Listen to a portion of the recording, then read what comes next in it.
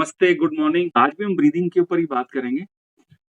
थोड़ा-सा डिटेल जाने की कोशिश करेंगे, साथ ही साथ कुछ एक्टिविटी भी करेंगे, जो ब्रीदिंग से रिलेटेड ही है, ठीक है? थोड़ा रिवर्स अप्रोच के साथ शुरू करते हैं। मेरी एक रिकमेंडेशन है, पेन पेपर ले लें सब लोग ना। और पेन पेपर सबके पास है? नहीं है तो मोबाइल में भी आप लिख सकते हैं। 2 लाइनें लिखनी है आपने अभी, 2 या 3। तो आपका कोई भी शॉर्ट टर्म गोल है, शॉर्ट टर्म गोल का मतलब है कि आप इमीडिएटली अपने आप को हेल्दी देखना चाहते हैं, वेट कम करना चाहते हैं, बीपी अप डाउन है उसको सेट करना चाहते हैं, ठीक है? उसको इस रेफरेंस में नहीं, उसका कोई पॉजिटिव कॉम्बिनेशन बना के या पॉजिटिव स्टेटमेंट बना के लिखनी है आपने। एनी वन थिंग, मल्टीपल नहीं लिखना अभी, एनी वन थिंग अभी आज सेशन में काम आएगा वो। तो लिखें सब लोग, नेगेटिव अप्रोच के साथ नहीं लिखना उसको, मतलब कि मुझे मेरा वज़न कम करना ना, ये this is a negative line. मुझे मेरा बीपी डाउन करना है, ठीक है? मुझे मेरी डायबिटीज़ ठीक करनी है, ये सारी नेगेटिव लाइन्स हैं। आई am healthy, my weight is, आप अपना वेट ले सकते हैं। आई am healthy, I M energetic, आप अपने आप को पहले पहले लिख लें, फिर इसकी पिक्चर बनाते हैं अभी। कोई भी एक कोई एनी वन थिंग, कोई भी एक चीज़ आप लिख लें, उसके बारे में 2 या 3 line, 1 agenda, 2-3 lines but not more than that. छोटी-छोटी लाइनें तो 4 लिख लें बस, 2-3-4 लाइन्स बस, इससे ज़्यादा नहीं। Any one agenda, any one short term goal जो आपको लगता है कि मेरे को चाहिए, ये अचीव करना है, तो उसके बारे में आप क्या बोलते हैं कि 2-3-4 लाइनें लिख लीजिए। पेन पेपर पर या मोबाइल पर, कहीं पर भी लिख लें। आपका कोई भी शॉर्ट टर्म गोल है, कुछ भी हो सकता है वो। मेरे फ्रेंड से लड़ाई हो गई है, मेरे को उससे बातचीत करनी है। मेरी मेरी फ्रेंड से लड़ाई, ऐसे लिखना नहीं है, मैं आपको कॉन्टेक्स्ट समझा रहा हूँ। I am having fun with my friend, we are having party together. इस तरह से उसको चेंज करके लिखना है। डायबिटीज़ का कोई भी हेल्थ इश्यूज़ है, नहीं, नहीं, नहीं, उसको पॉजिटिव फ्रेम करके लिखना है। I am happy, I am feeling energetic. आप ये लिख लें, अगर आपने ऐसा-वैसा कुछ लिखा है, तो उसके साथ पिक्चर्स क्रिएट करने की कोशिश करें। इसके साथ पिक्चर्स क्रिएट करने की कोशिश करें। जो भी आपका शॉर्ट टर्म गोल है, आपने 2-3-4 लाइनों में लिखा है अभी, उसके साथ पिक्चर बनाने की कोशिश करें। एनी शॉर्ट टर्म गोल जो आप नियरेस्ट टाइम में अचीव करना चाहते हैं, उसको पॉजिटिव कॉन्टेक्स्ट में 2-3-4 लाइन्स में हमने लिखना है। I am doing my day to day jobs with complete energy, कुछ भी ऐसा पॉजिटिव लिखना है, उसका नाम ही नहीं लिखना। जो भी आप हेल्थ इश्यूज फेस कर रहे हैं, उसका नाम बिल्कुल नहीं लिखना है। उसका 180 डिग्री अपार्ट, मतलब उसके बिल्कुल विपरीत ओनली पॉजिटिव स्टेटमेंट लिखनी है। सी, एक लास्ट टाइम रिपीट करूंगा मैं। अभी आपने पेन पेपर लेना है या अपना मोबाइल लेना है, अपना कोई भी शॉर्ट टर्म गोल, कोई भी गोल होता है, उसके उसको पॉजिटिव कॉन्टेक्स्ट में राइट डाउन कर लेना है।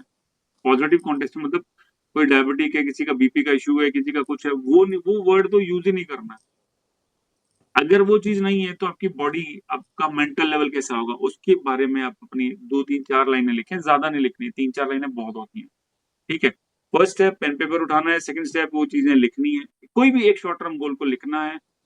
थर्ड, उसके शॉर्ट पिक्चर्स क्रिएट करनी है। कोई हेल्दी है, हेल्दी होना चाह रहा है, ठीक है?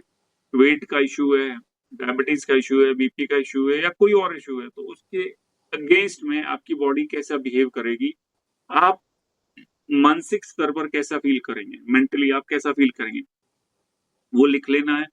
साथ ही इसकी कुछ पिक्चर्स क्रिएट कर लेनी है, कुछ पिक्चर्स बना लेनी है, ठीक है? तो आगे बढ़ते हैं। इसकी अभी 10-15-20 मिनट के बाद जरूरत पड़ेगी, ठीक है? तो हम लोग ब्रीथ के ऊपर डिस्कशन कर रहे थे। इसको इंटरेक्टिव ही रखते हैं सेशन को। ब्रीथ के बारे में आप लोगों की जो भी क्वेरीज है, एक एक करके प्लीज बताएं। योगा के एक्सपर्ट नहीं है, लेकिन हमारी डे टू डे लाइफ में ना, कोई काम एक आदमी रोज करता रहता है, तो वो आधा मैकेनिक तो उसको खुद ही हो जाता है। आप लोगों ने देखा होगा, आप लोग कभी कोई लोकल शॉप पर अपनी गाड़ी को रिपेयर कराते होंगे, तो वो उसने कोई पर्टिकुलर डिग्री थोड़ी कर रखी होती है, जो भी बंदा वहां पे ठीक कर रहा होता है आपकी गाड़ी को। आप किसी शोरूम, मतलब किसी कंपनी के वर्कशॉप में जाएंगे, तो वो तो ट्रेंड होते हैं, वो जितने भी उनके मैकेनिक्स होते हैं, उनकी ट्रेनिंग होती है बकायदा, और रेगुलर इंटरवल पे ट्रेनिंग होती रहती है। बट एक लोकल शॉप के ऊपर भी आप अगर कार रिपेयर कराते हो, तो आपकी कार ठीक हो जाती है। वो लोग कैसे सीखते हैं?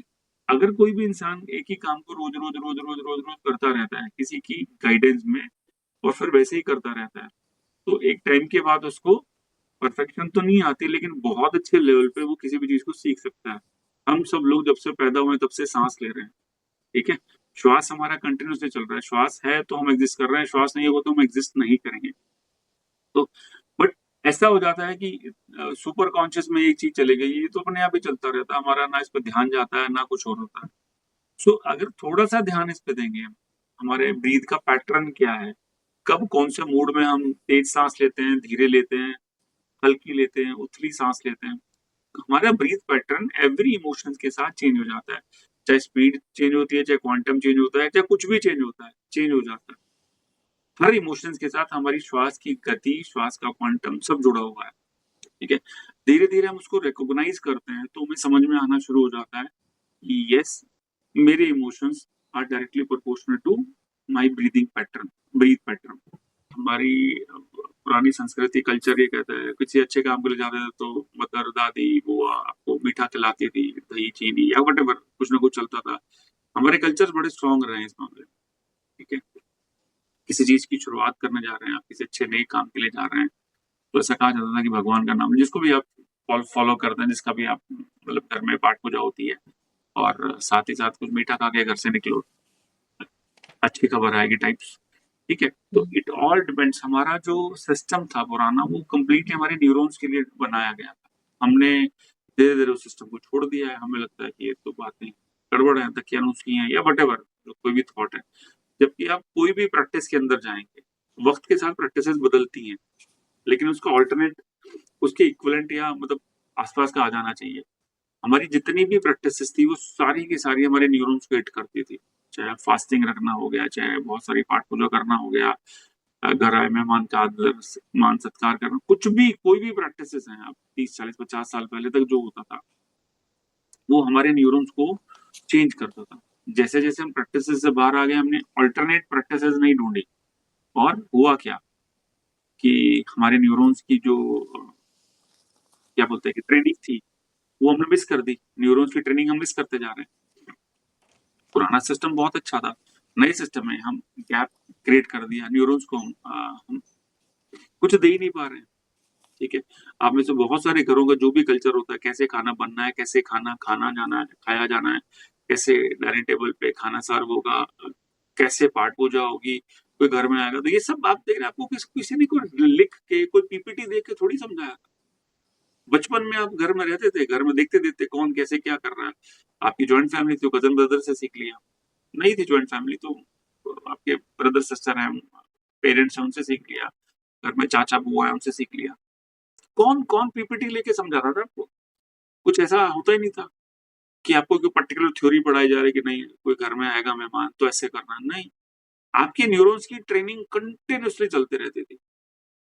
जॉइंट फैमिली का ये सबसे बड़ा फ़ायदा यही था। आपको बॉदर नहीं करना पड़ रहा। छोटे बच्चे हैं, जैसे मेरा एक पर्टिकुलर एक टॉपिक है, बीच में ज़िक्र आ गया तो कर लेते हैं।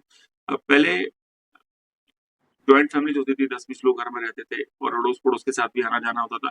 छोटे बच्चे वैसे ही पल जाते थे। छोटे बच्चे मतलब 0 टू 3 ईयर, 0 टू 5 ईयर, क्योंकि हर आदमी उसको गोदी में खिला रहा है, बच्चा, बड़ा, बूढ़ा सब लोग खिला रहे हैं और ऑटोमैटिकली उसके अंदर ना आपको एफर्टलेस है, आप एफर्टलेस हैं, उसके अंदर कुछ कल्चर अपने आप ही डेवलप होता चला जाता है। कुछ क्या बहुत कुछ डेवलप हो जाता था, ठीक है? एक हमारा ये हिंदी में स्पर्श कहेंगे टच, टच है। हम ह्यूमन बीइंग के लिए ह्यूमन बीइंग का टच सबसे इम्पोर्टेंट है। बच्चे पहले होते थे तो सबकी गोदी में जाना, सबके साथ खेलना, मिट्टी में खेलना, ठीक है? तो इससे क्या होता था, हमारे न्यूरॉन्स की ट्रेनिंग तो होती थी, साथ ही साथ इम्यूनिटी डेवलप होती रहती थी।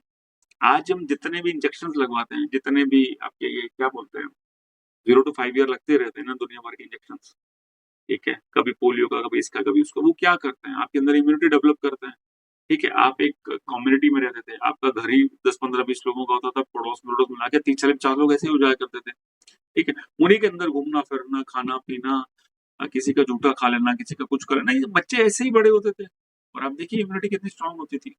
मेंटली भी और फिजिकली भी दोनों हो रहे थे काम। मेंटली क्या हो रहा था? कंटीन्यूअस ट्रेनिंग हो रही थी न्यूरॉन्स की, आपका ब्रेन डेवलप हो रहा था। आप उसको देख रहे थे, आप मतलब आपके आस-पास बहुत सारे लोग होते थे, आप उनको देख-देख के बड़े होते थे। बच्चा जो होता था, 0 to 5, 0 to 10 ईयर ऐसे देख-देख के सीख जाता था सब चीज़ें। कुछ स्पेशल सिखाने की ज़रूरत ही नहीं पड़ती थी, कि कोई स्पेशल ट्रेनिंग दिलानी। आज हम उस युग में पहुँच गए हैं कि सिंगल फैमिलीज़ हैं और हर चीज़ की ट्रेनिंग चाहिए। अब इस घर में आ गई तो समर कैंप लगेंगे, ये होगा, वो होगा। ठीक है, those things are good because अगर आपके पास वो सिस्टम नहीं है तो कोई तो अल्टरनेट डेवलप करना पड़ेगा। पहले चौपाल पे बैठ के बातें करते थे, ठीक है? या कहीं किसी के घर में बैठ के दूर बातें आज तो क्लब बन गए हैं। देखिए, इंसान को इंसान की ज़रूरत हमेशा रहेगी, फीलिंग्स की ज़रूरत हमेशा रहेगी और हम उसका अल्टरनेट तलाशते जा रहे हैं। यहाँ पर फीलिंग ऑफ इनसिक्योरिटी रहता है और वहाँ पर उस वाले सिस्टम में फीलिंग ऑफ सिक्योरिटी रहती थी। कभी भी आपको आप हमेशा सिक्योर फील करते थे। आज मैं इतने क्लाइंट्स के साथ बात करता हूँ, डेप्थ में जाके देखता हूँ तो 2 ही चीज़ें मिलती हैं। इन डेप्थ अगर किसी की भी ट्रेनिंग या काउंसलिंग हो रही है, 2 चीज़ें मिलेंगी। एक तो फ़ियर, ठीक है? एक feeling of insecurity. Fear, insecurity 1 मान लो, 2 मान लो, जैसे मान लो। यही आप डिग डाउन मतलब डीप डिग करता हूँ मैं उसको सामने वाले शख्स को, तो घूम फिर के इन 2 में से या एक ही चीज़ मान लो इसको, वो फ़ियर मिलेगा, मिलेगा। हम सिक्योर फ़ील नहीं करते हैं। हर चीज़ का डर है अंदर। ऐसा नहीं कि डर को हम एक्सप्रेस कर रहे हैं, लेकिन हमारी बॉडी के अंदर डर रहता है। हमारे जो हमारा ब्रेन है, जो हमारा मेंटल लेवल है, वहाँ पर हमने फ़ियर को एंट्री दे दी। कब? हम अकेले रहते हैं और साथ ही साथ क्या बोलते हैं कि जो रिलेशनशिप डेवलप कर रहे हैं, फ्रेंड सर्कल है, आना-जाना है, किसी के घर आना-जाना है, ये वो, तो उसके अंदर भी आपको आप देखिएगा, आप खुद चेक करके देखिए, आपको फ़ियर, इनसिक्योरिटी मिलेगी, मिलेगी। पुराने सिस्टम में क्या होता था, सब कुछ सिक्योर रहता था, फ़ियर नाम की चिड़िया ही नहीं मिलती थी। ढूँढ के भी फ़ियर नहीं मिला मिला करता। उससे क्या होता था, जितना ज़्यादा फ़ियर उतना ज़्यादा आपकी इनसिक्योरिटी और आपके न्यूरॉन्स की ट्रेनिंग वैसी की वैसी होती चली जाएगी। ठीक है, बच्चों की आम शिकायत है, घर में कोई बच्चा सॉरी कोई भी गेस्ट आ गया, उनको विश ही नहीं करते। नंबर 1, नंबर 2 उनके साथ बैठते-उठते नहीं है, ठीक है? उनको कुछ खाने-पीने का सर्व नहीं करते हैं। कनेक्ट कैसे करेंगे आप? किसी के साथ भी कनेक्ट करना है तो रीज़न यही रीज़न बनते थे। आजकल वो रीज़न ही नहीं है। बच्चों को हम दिखा नहीं पा रहे हैं, तो सीख नहीं पा रहे हैं। बोल के आप कितना सिखा लोगे? बोल के नहीं टीचिंग बोल के नहीं होती है। एटमॉस्फियर डेवलप करना पड़ता है, उससे ऑटोमैटिक लर्निंग होती है। आप बच्चे को स्कूल क्यों भेजते हैं? आप उससे ज़्यादा इंटेलिजेंट हैं। कम से कम 6, 7, 8 साल तक 10 10 तक तो शायद आप ही पढ़ा सकते हैं घर पे। और उन टीचर्स से इन कंपैरिज़न विद टीचर्स जो स्कूल में पढ़ाते हैं, उनसे बहुत अच्छा पढ़ा सकते हैं। क्यों भेजते हैं? एटमॉस्फियर, ठीक है? वो एटमॉस्फियर होता है। बच्चा बच्चे को देख के पढ़ता, लिखता, सुनता है। टीचर उसके न्यू फेस है, ठीक है? टीचर ने जो बताना है, वो उसको ज़्यादा इम्पैक्ट करेगा। सो एक ही लाइन में इसको ये टॉपिक थोड़ा डीरेल हो गया कि कनेक्ट हमेशा ज़रूरी है। हम सब इंसानों को इंसानों की ज़रूरत हमेशा रहेगी। जितना हो सकता है कनेक्ट बना के रखें। कनेक्ट बहुत ज़रूरी है। जितना कनेक्ट आपका स्ट्रॉन्ग होगा, उतनी ज़्यादा आपका फ़ियर गायब होना शुरू हो जाएगा। इनसिक्योरिटी गायब होनी शुरू हो जाएगी। और डीप रूटेड में जितना मतलब कोई लास्ट लेवल है ना, जो लास्ट क्रैप है, जो लास्ट की खुरचन, वो फ़ियर है। फ़ियर निकलेगा कैसे? You need to connect with people. लोगों से जुड़ाव करना पड़ेगा, ठीक है? Back to our original topic uh, air breath. एक बच्चा पैदा हुआ, उसकी साँस चलने लगी, तब तक साँस चलेगी, जब तक साँस चलेगी तब तक उसकी लाइफ़ रहेगी, ठीक है? हमें लगता है कि हम सिर्फ़ नॉस्ट्रिल से ब्रीथ करते हैं। आप बिलीव मी, आपकी पूरी बॉडी ब्रीथ करती है। आपको एयर की फीलिंग, आप कहीं अच्छी जगह पर हैं जहाँ पर अच्छी हवा चल रही है, ठीक है? आपका पूरी बॉडी है ना, उस एयर को एब्ज़ॉर्ब करती है, उस एटमॉस्फियर को एब्ज़ॉर्ब करती है। सो ब्रीथिंग खाली नाक से, नॉस्ट्रिल से नहीं हो रही है, आपकी पूरी बॉडी ब्रीथ करती है एंड वो सब कुछ इम्पोर्टेंट है। कैसे? अगर आप अच्छे एटमॉस्फियर में ब्रीथ कर रहे हैं, आप कहीं हिल स्टेशन जाते हैं तो आपको एनर्जी आ जाती है एकदम। क्यों आती है एनर्जी? ऐसा थोड़ी है कुछ फ़र्क पड़ ऐसा है कि आपकी पूरी बॉडी को जो एनर्जी मिल रही है वाया एयर या ब्रीथ, आपकी पूरी बॉडी ब्रीथ करती है। उसकी वजह से आप हाइली एनर्जेटिक फ़ील करते हैं। थोड़ा ऊपर जाएँगे तो एयर क्वालिटी अच्छी, वो सब होगा। लेकिन एक समझने की चीज़ है कि हमारी पूरी बॉडी ब्रीथ करती है, ठीक है? आप किसी फंक्शन में हैं, आपको कुछ अच्छे लोग जानने वाले हैं, कुछ बुरे भी हैं। बुरे का मतलब है कि जिनके साथ आपकी ट्यूनिंग नहीं बैठती है। जैसे ही उनके साथ आप मिलते हैं, तो आपकी पूरी बॉडी ना टेंस्ड फ़ील करती है। ऐसा नहीं है कि खाली आपकी श्वास बदलेगी, आपकी साँस अकेली बदलती है। मैं कह रहा हूँ पूरी बॉडी टेंस फ़ील करती है। क्यों? क्योंकि पूरी एनर्जी हमारी पूरी बॉडी है ना ब्रीथ कर रही है। चाहे वो गुड इमोशंस को ब्रीथ कर रही है विद गुड एयर या बैड इमोशंस को कर रही है बैड एयर। एयर बैड और गुड तो हमारी इमोशंस की वजह से हो जाती है। हम जिसके साथ मिल रहे हैं, मेरी एनर्जी मैच हो रही है तो मेरी पूरी बॉडी एनर्जी फील करेगी। अगर उल्टा है तो मैं अपने आप को टेंस फील करूंगा। तो एक कंसेप्ट समझने का है कि मेरी पूरी बॉडी हमेशा ब्रीथ करती है। ठीक है, वन थिंग। सेकंड थिंग, आप सब लोगों ने ये नाम सुने होंगे, कुंभक, रेचक। ठीक है, डिटेल थ्योरी में अपन नहीं जाएंगे, बेसिक समझ लेते हैं। सिर्फ एक बेसिक, इनका मतलब क्या होता है। तीन तीन टर्म यूज होती है, थ्री टर्म्स, पूरक, कुंभक और रेचक। पी के आर ऐसे याद कर सकते हैं, पी के आर। कईयों को इसका ना मीनिंग इधर उधर लगता है। पी के आर, पूरक, पूरका, कुंभका, रेचका, कहीं कुछ लिखा मिलेगा, पूरक, कुंभक, रेचक, ये बोला जाता है। ठीक है, सो पी और आर तो इनहेल और एक्सहेल हो गया एक तरह से, बेसिक आप समझ लें। पूरक मीन्स आपने इनहेल कर लिया, रेचक मीन्स आपने एक्सहेल कर दिया। जो बीच की स्थिति है, जब आपने होल्ड कर रखा है, ठीक है, 1 सेकंड, 2 सेकंड, 5 सेकंड, 10 सेकंड, जो भी आपकी कैपेसिटी है, दैट इज कॉल्ड कुंभक। ठीक है, वो दोनों तरीके से हो सकता है, इन के साथ भी, आउट के साथ भी। इंटरनल बोलते हैं, अंतर कुंभक, बाह्य कुंभक ऐसे भी कह देते हैं। अंतर का मतलब है जब आपने ऑक्सीजन को, एयर को इनहेल कर लिया, होल्ड करा, वो कुंभक है। एक्सहेल कर दिया, दैट इज रेचक। एक कॉन्सेप्ट तो आप समझ लीजिए, हमेशा आपको जब भी आप कुछ करें ना करें, बहुत डीप में ना जाए, जिनको हार्ट की, बीपी की बहुत ज्यादा इश्यूज हैं, वो ज्यादा देर तक कुंभक या होल्ड ऑन पोजीशन में ना रहें। ठीक है, लेकिन प्रैक्टिस करें, थोड़ी थोड़ी करें, जितनी जिस लेवल की कर सकते हैं उस लेवल की प्रैक्टिस करें। ये तो हो गया अंतर कुंभक। बाह्य क्या होता है, आपने इनहेल कर दिया, खाली कर लिया अपनी बॉडी को, स्टमक को एयर फ्री कर दिया, मतलब आपकी बॉडी में वो नहीं है अभी, आपका ऑक्सीजन या हवा नहीं है।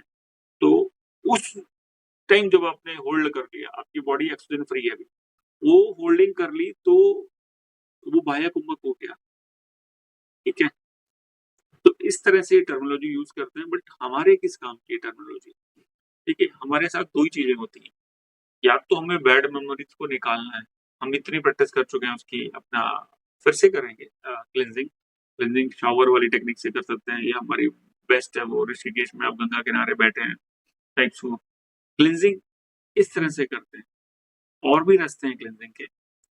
तो क्लिनजिंग अगर आपने करनी है तो बाह्य रेचक, सॉरी, बाह्य कुंभक मतलब अपनी,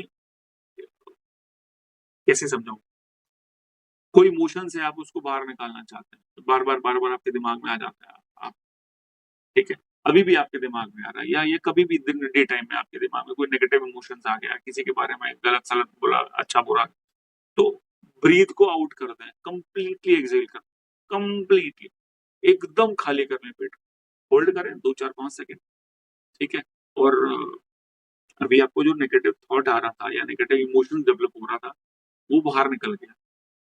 वो सीरीज को ब्रेक करना होता है। कई बार आपको ये फीलिंग आती है, आप लो फील कर रहे हैं, अचानक से लगा कि यार नहीं है, दिल बैठा जा रहा है, दिल भारी हो रहा है, अच्छे विचार नहीं आ रहे हैं, then this technique is just wonderful. करना क्या है, आपने एक्सेल कर देना, पेट खाली कर लेना, होल्ड करो जितना टाइम कर सको, 2 3 5 6 सेकंड करो। ठीक है, फिर हमने इनहेल कर लिया। ठीक है, उसके बाद फिर से आप एक्सेल करो, और फिर से, मतलब चाह कर भी आप उसको ना, अगर आप बार बार याद भी कर रहे हो या बार बार थॉट आ रहे हैं, तो मैं कह रहा हूँ 8 10 बार ऐसा करते करते वो गायब हो जाएगा। तो क्लिनजिंग के लिए बाह्य कुंभक हमने करना है। बाह्य कुंभक का मतलब है कि बाहर अपनी जितनी भी एयर है या ब्रीद है उसको बाहर निकाल देना। बाहर निकाल दिया, उसके बाद होल्ड करना है 2 5 10 सेकंड जितना कर सके। ठीक है, फिर सांस लेनी पड़ेगी, आपने सांस ली, होल्ड, मतलब फिर होल्ड नहीं करना, फिर डायरेक्टली छोड़ देना, फिर से स्टमक को खाली करना है, और बस उसी पोजीशन में रहना है।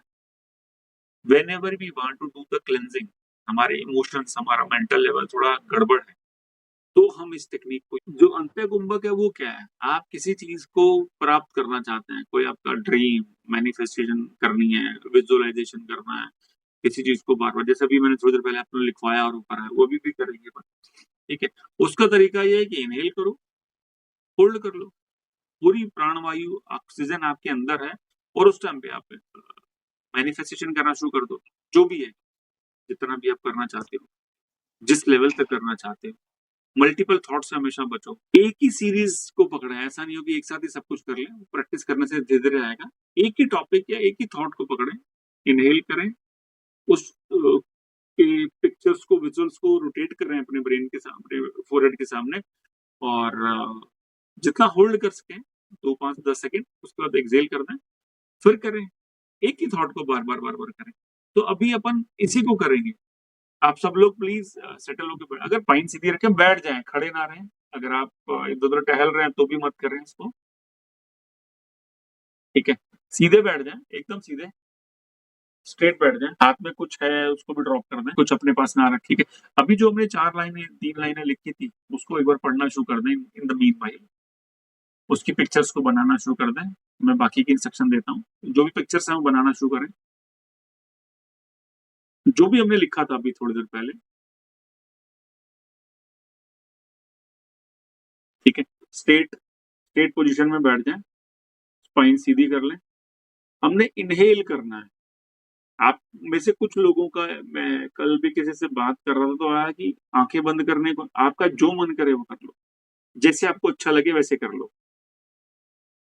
ठीक है? स्पाइन सीधी, रीढ़ की हड्डी एकदम सीधी, ठीक है? और आपने इनहेल करना है अभी। इनहेल करके जितनी देर आप होल्ड कर सकें, बहुत ज्यादा स्ट्रेच नहीं करना शुरू में, 4 सेकंड भी चलेगा, 2 सेकंड भी चलेगा, 5 सेकंड भी चलेगा। इनहेल करें। अच्छा, जैसे ही इनहेल आपका, आपने इनहेल करना शुरू करा, आप अपने अंदर वो जो थॉट आपने अभी लिखा है, उसकी पिक्चर्स को रोटेट करना शुरू कर।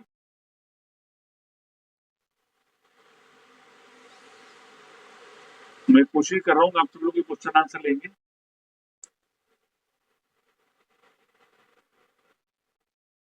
जितनी देर होल्ड कर पाए करें, फिर एक्सेल कर दें। अच्छा, ये कंटिन्यूस करना है। फिर एक्सेल कर दिया, फिर इनहेल करना है, और आप अपने माथे के बीच में अपनी कॉन्शियसनेस को लेके आ जाएं। वो मतलब साथ साथ चलता रहेगा। आपने इनहेल किया, और आपके थॉट को आप यहाँ फील करें, बिल्कुल फोरहेड के बीच में, थर्ड आई जहां पर हम बोलते हैं होती है, ये यहाँ पर आपका वो पिक्चर्स होनी चाहिए। I am healthy, I am dancing, I am having dinner, I am having meal with my good friend, मेरे एक्स के साथ, जो भी है आपके, मतलब जिसके साथ रिलेशनशिप में गड़बड़ चल रही, कोई दोस्त हो सकता है, बॉस के साथ गड़बड़ होगी, कोई भी थॉट जो आपने लिखा है अभी, उसकी पिक्चर्स को क्रिएट करें, और उसको कंटिन्यूस चेन में करें। इनहेल, विजुअलाइजेशन जितनी होल्ड कर सकते हैं, एक्सेल, फिर इनहेल, फिर वो कंटिन्यू चलता रहेगा। आपको रुकना नहीं पड़ेगा उसके लिए। आपको रुकना है होल्डिंग पोजीशन पे। Inhale, hold, exhale, inhale, hold. Holding बढ़ाने की कोशिश करें जितना आप कंफर्टेबल है। बीपी या हार्ट का इशू है तो फिर ना स्ट्रेच करें, बाकी लोग स्ट्रेच कर सकते हैं। इनहेल, होल्ड, वो पर्टिकुलर थॉट जो आपने अभी थोड़ी देर पहले लिखा था, उससे रिलेटेड पिक्चर्स आपके ब्रेन में यहाँ पर आपको बिल्कुल फोरहेड के बीच में फील होनी चाहिए।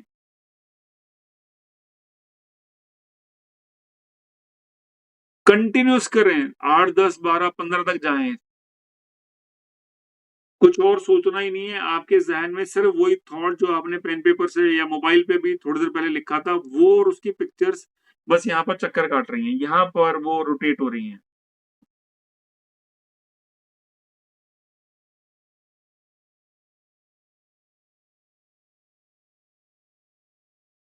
कंटिन्यूस, रुकना नहीं है।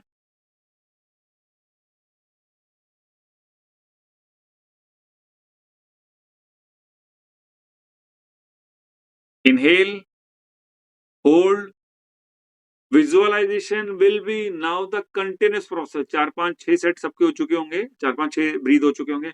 आप देखेंगे कि आपको रुकना नहीं पड़ रहा, विजुअलाइजेशन आपका कंटिन्यूस रहेगा। वो बैकग्राउंड में चले जाएगा, एक्सेल सब बैकग्राउंड चला जाएगा, लेकिन हो रहा है। Inhale, hold, visualisation, manifestation, Excel.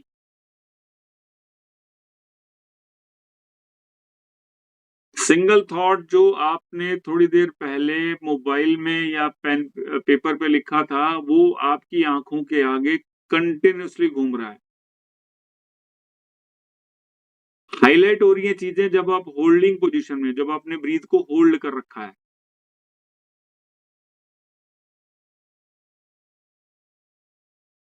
करते चले जाएं, रुकना नहीं है। Inhale, hold, visualisation, exhale. It is not the written principle कि पहले मेरी आंखें खुली थी अब बंद करने का मन कर रहा है तो कर लीजिए बंद, कोई टेंशन नहीं है। आप पहले आंखें बंद थी अब खोलने का मन कर रहा है तो खोल लीजिए। Go with the flow.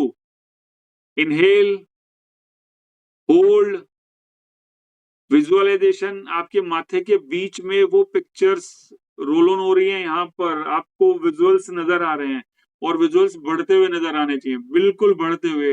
You are feeling colours, वहां पे कलर्स भी फील हो रहे हैं आपको, साउंड अगर कोई है तो वो भी फील हो रही है। Then exhale, continuous visualisation is there. आपका थोड़ा सा ध्यान सांस के ऊपर जा रहा है। आप इनहेल कर रहे हैं, अपनी श्वास को रोक रहे हैं और जितनी देर श्वास रुकी हुई है, आपका हाइलाइटेड जोन है माथे के बीच में, वो पिक्चर्स रोटेट हो रही हैं। वो पिक्चर्स के अंदर कलर्स भी आप फील कर पा रहे हैं। कोई एटमॉस्फेयर है, कहीं घूमने का है, कुछ भी है, आप उसके साथ कोई म्यूजिक है, कोई स्मेल है, सब कुछ फील कर रहे हैं अभी। Exhale, continuous visualisation is there. थोड़ा सा ध्यान, थोड़ा सा टेंशन सांस पे जा रहा है। आप सांस अंदर ले रहे हैं, होल्ड कर रहे हैं, फिर सांस को छोड़ रहे हैं। ऐसे ही चलता जा रहा है। Continuous visualisation.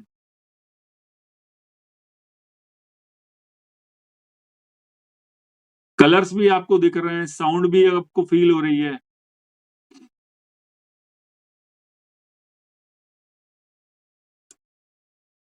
One last time.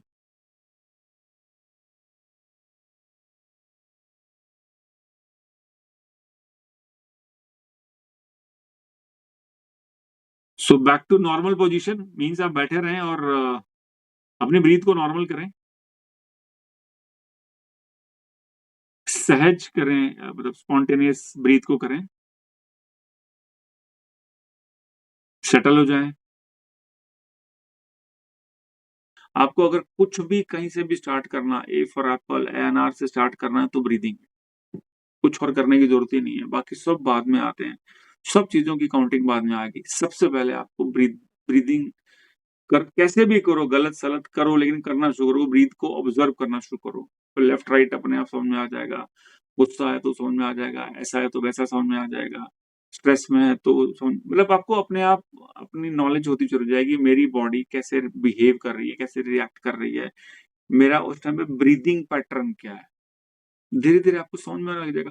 Once you get that gauge, मतलब आपको वो कंट्रोल मिल गया आपकी ब्रीथ के ऊपर थोड़ा सा भी, उसके बाद बाकी चीजों को करना आसान हो जाएगा। आप बाकी चीजों को पहले कर लें और ब्रीदिंग को छोड़ दें तो वो टफ जॉब है, मतलब वो रिवर्स अप्रोच हो जाएगी, इसमें बहुत मेहनत लग जाएगी। आप कुछ भी कर रहे हैं, हाउसवाइफ हैं, जॉब करते हैं, आईटी वाईटी कुछ भी है, काम कोई भी है, ब्रीदिंग सबसे पहले, ब्रीदिंग, ब्रीदिंग का कंट्रोल, फिर ब्रीदिंग के थ्रू मैनिफेस्टेशन, फिर आगे बढ़ जाएं, फिर आप दुनिया भर के रास्ते, तो ये मंजिल आपकी ना आसान हो जाएगी, रास्ता आसान हो जाएगा, आपका पहुंचना आसान हो जाएगा। आप इधर-उधर से कुछ करेंगे, मैं पहले खाना छोड़ देता हूँ, मैं पीना छोड़ देता हूँ, मैं ये कर देता हूँ, मैं वो कर देता हूँ, मैं जिम चला जाता हूँ, साइक्लिंग करता हूँ, मेरे को किताब पढ़नी है, मन मार के या कैसे भी करेंगे या प्रेशराइज़ करके करेंगे, तो कर लें, थोड़ा-सा प्रेशर करें, ज़्यादा नहीं। हाँ, लेकिन आपने ब्रीथिंग करनी शुरू कर दी, तो आपको वो सारी एक्टिविटीज़ के अंदर ये सपोर्ट कर देगी, ये तय बात है।